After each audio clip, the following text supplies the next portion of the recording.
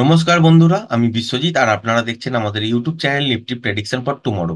বিগত দুদিন ধরে কোনো ভিডিও পোস্ট করিনি, তাই আজকে আমরা শুধুমাত্র নিফটি এবং ব্যাংক নিফটি নিয়ে আলোচনা করব এবং সোমবারের জন্য কিরম ট্রেডিং সেশন প্ল্যান হতে পারে সেটা নিয়েই কিন্তু দেখার চেষ্টা করব। দেখতে পাচ্ছেন এখানে আগের দিন কি হয়েছে, শুক্রবার, যে রেঞ্জ বাউন্ড মার্কেট। রেঞ্জ কোথা ছিল, ঠিক এইটা হচ্ছে হাই, আর তলায় সুইং লো হিসাবে যদি ধরেন তাহলে হচ্ছে এটা লো।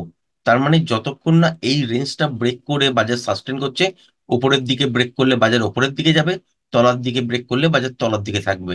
এবার যদি দেখেন যে তলায় এসছে কিন্তু এই লেভেলটা ব্রেক করেনি, তাহলে বাজার এখান থেকে রিভার্সাল আবার উপরের দিকের জন্য উঠবে। আবার যদি দেখা যায় যে উপরের দিকে খুলেছে বা ফ্ল্যাট খুলে উপরের দিকে গেছে কিন্তু 22,068 62 এই জোনটা আর ব্রেক করতে পারেনি, সেক্ষেত্রে বাজারে রিভার্সাল সাইন পেলে তলার দিকের জন্য আবার শর্ট হবে।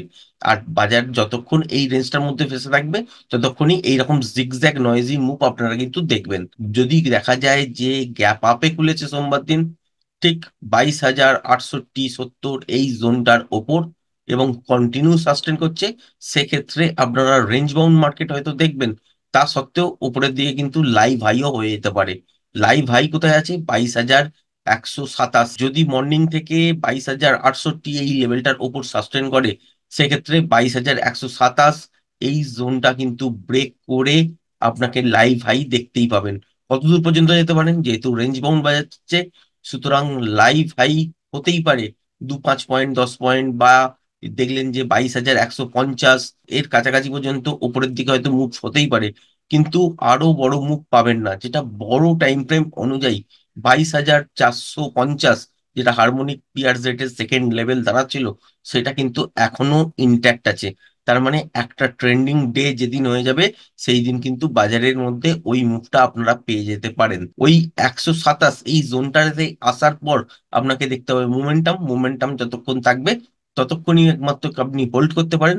মোমেন্টাম যদি লস হয়ে যায়, তখনই কিন্তু আপনারা এক্সিট করে দেবেন পজিশনটাতে, বা আপনারা স্টপ লসটাকে ট্রেল করে এমন একটা পজিশনে রাখার চেষ্টা করবেন যেখান থেকে লস যেন না হয়। বাজার খুললো ফ্ল্যাট, খোলার পর দেখলেন যে তলার দিকে পড়ছে, যদি দেখেন যে ঠিক এই সুইং লোটা বা এই জোনটা ব্রেক করে দিয়েছে, তাহলে একটা স্ক্যালপিং ট্রেড বেরোবে। তার মানে মর্নিং এ যদি দেখা যায় যে বাজার ফ্ল্যাট খুলেছে বা গ্যাপ ডাউন খুলেছে, দেখলেন যে 22,000 এই লেভেলটা ব্রেক করে সাস্টেন করছে, সেক্ষেত্রে স্ক্যালপিং ট্রেড পেতে পারেন 21,970। এই 30 পয়েন্টের জন্যই একটা কিন্তু স্ক্যালপিং ট্রেড বেরোবে। ফাইনালি যখন দেখবেন যে এই লেভেলটাকে ব্রেক করে সাস্টেন করছে, যেটা হচ্ছে 21,970, এই লেভেলটাকে ব্রেক করে যদি সাস্টেন করে, তাহলে তলার দিকে এই গ্যাপটাকেও ফিল করতে দেখবেন এবং তলার দিকে বাজার এত দূর পর্যন্ত কিন্তু চলে আসতেই পারে, যেটা হচ্ছে 21,880। তার মানে মর্নিং এ যদি বাজার খোলে গ্যাপ ডাউন, দেখলেন যে 22,000 এই লেভেলটাকে ব্রেক করে সাস্টেন করছে, তাহলে কিন্তু স্ক্যালপিং ট্রেড বেরোবে 21,970 এই লেভেলটার মধ্যে।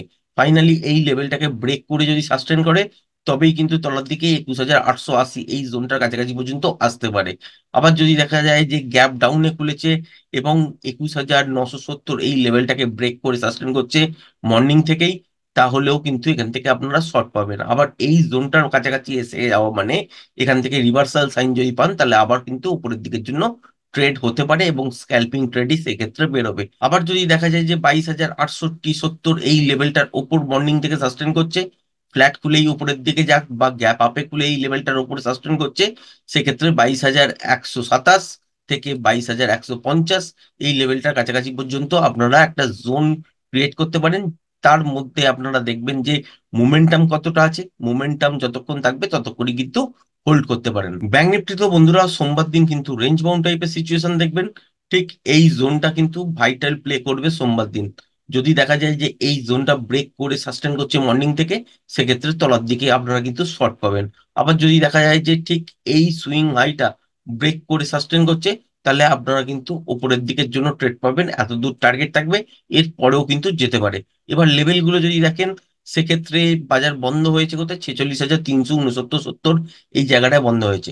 মর্নিং এ দেখলেন যে গ্যাপ ডাউনে খুলেছে বা ফ্ল্যাট খুলে দেখলেন যে ঠিক এই জোনটাকে ব্রেক করে দিয়েছে, যেটা হচ্ছে 46,268 70 এই জায়গাটা ব্রেক করে দিয়েছে।